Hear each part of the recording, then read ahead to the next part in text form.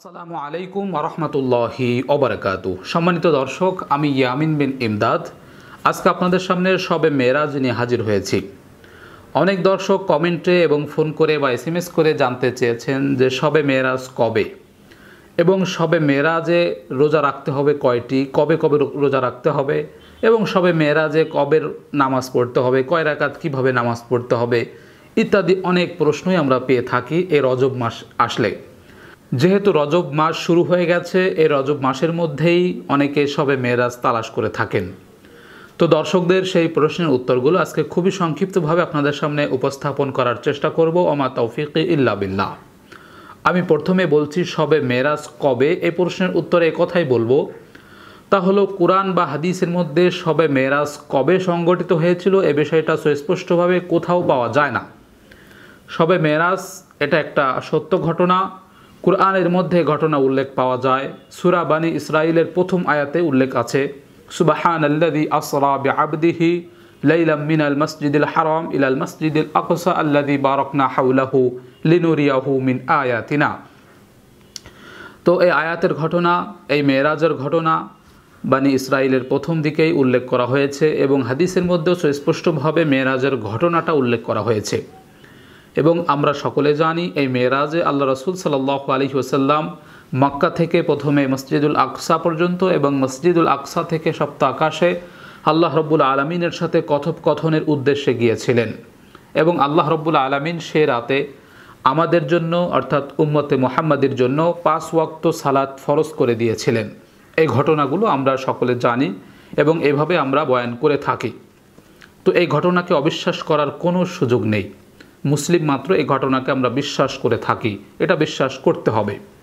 তবে এই ঘটনাটা ঠিক কোন রাতে ঘটেছিল, সেই রাতটা কোন মাসের কত তারিখ ছিল, এটা সুস্পষ্টভাবে কোরআনে বা হাদিসে পাওয়া যায় না। আমি আবারও বলছি, খেয়াল করে শুনবেন, শবে মেরাজের ঘটনা এটি সত্য ঘটনা। তবে ঠিক কোন মাসের কোন তারিখে এই মেরাজের ঘটনাটা ঘটেছিল, কোন রাতে ঘটেছিল, সেটা কোরআন বা হাদিসের মধ্যে সুস্পষ্টভাবে উল্লেখ পাওয়া যায় না। সুস্পষ্টভাবে কেউ বলতে পারে না কোন মাসের কত তারিখে কোন রাতে এটা ঘটেছিল। তবে এটা ঘটেছিল কোরআনে যেহেতু আছে, হাদিসে যেহেতু বর্ণনা পাওয়া যায়, অতএব অস্বীকার করার কোনো সুযোগ নেই। এটা অত্যন্ত গুরুত্বপূর্ণ এবং তাৎপর্যপূর্ণ একটি ঘটনা। এই রাত থেকে আমাদের উপর 5 ওয়াক্ত সালাত ফরজ হয়েছিল। আমরা যদি এই রাতকে স্মরণে রাখতে চাই তাহলে অবশ্যই দৈনিক 5 ওয়াক্ত সালাত, ফরজ সালাত, বালেগ পুরুষ হোক নারী হোক, প্রত্যেকের আদায় করতে হবে। এটা ছেড়ে দেওয়ার, অবহেলা করার কোনো সুযোগ নেই। আবার অনেকেই প্রশ্ন করে থাকেন শবে মেরাজের রোজা কয়টা রাখতে হবে, কবে রোজা রাখতে হবে। তাদের উদ্দেশ্যে বলছি, আল্লাহ রাসূল সাল্লাল্লাহু আলাইহি ওয়াসাল্লাম মেরাজ থেকে আসার পরে তিনি 5 ওয়াক্ত ফরজ সালাত আদায় করার কথা বলেছিলেন এবং জান্নাত জাহান্নামের কিছু বর্ণনা দিয়েছিলেন। তাছাড়া অতিরিক্ত কোনো নফল এবাদত করার কথা বলেননি।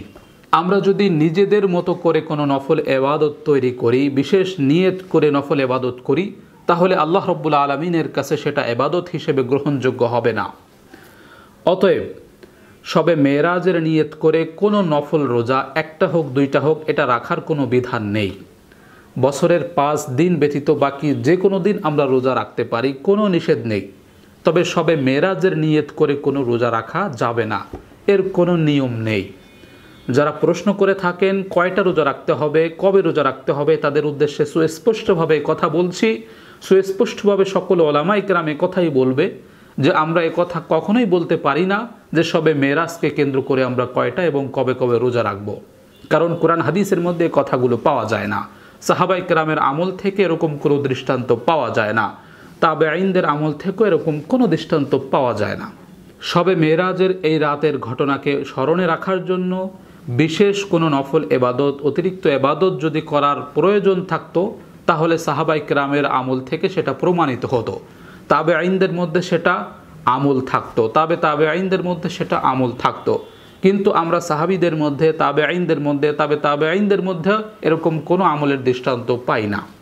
শবে মেরাজকে কেন্দ্র করে, শবে মেরাজের নিয়ত করে তারা বিশেষ কোনো ইবাদত করেছে এরকম কোনো দৃষ্টান্ত, এরকম কোনো প্রমাণ কেউ দেখাতে পারবে না। অতএব আমরা সুস্পষ্টভাবে কথা বলতে পারি, শবে মেরাজের নিয়ত করে বিশেষ কোনো রোজা নেই। শবে মেরাজের নিয়তে বিশেষ কোনো নামাজ নেই। কিভাবে পড়বো, কয় রাকাত পড়বো, কয়টা রাখবো, কবে রাখবো, সেটা তো পরের কথা। প্রথম কথা হলো এরকম কোনো বিধানই নেই। শবে মেরাজের নিয়ত করে মেরাজের ঘটনাকে স্মরণে রাখার জন্য বিশেষ কোনো নফল ইবাদতের কথা কোরআন সুন্নাহর মধ্যে বা সাহাবীদের মধ্যে, তাবেঈনদের মধ্যে কোনো দৃষ্টান্ত পাওয়া যায় না। এরকম কোনো আমল তারা করেননি।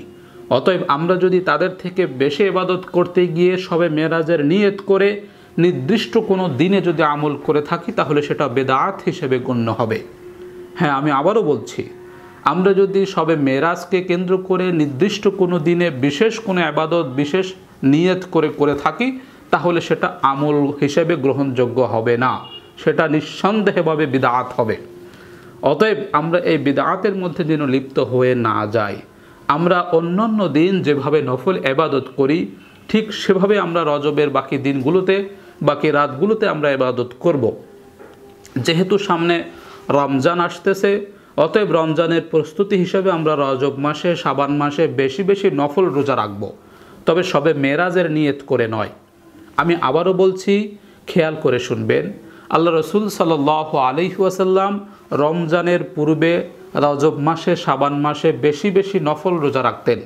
অতএব রমজানের প্রস্তুতি হিসেবে আমরা বেশি বেশি নফল রোজা রাখব, তবে মেরাজের নিয়ত করে নয়। শবে মেরাজের নিয়ত করে নফল রোজা রাখবো না। আমরা নফল রোজা রাখবো এজন্য যে সামনে রমজান আসতেছে, রমজানের প্রস্তুতি হিসেবে প্রস্তুতিমূলক আমরা প্রত্যেক দিন অথবা একদিন পর একদিন অথবা আমরা 2 দিন পর একদিন এভাবে নফল রোজা রাখবো, এতে কোনো সমস্যা নেই। শুধুমাত্র নফলের নিয়ত করে, শবে মেরাজের নিয়ত করে কোনো নফল রোজা অথবা নামাজ নেই। আমি হয়তো আপনাদেরকে বোঝাতে সক্ষম হয়েছি।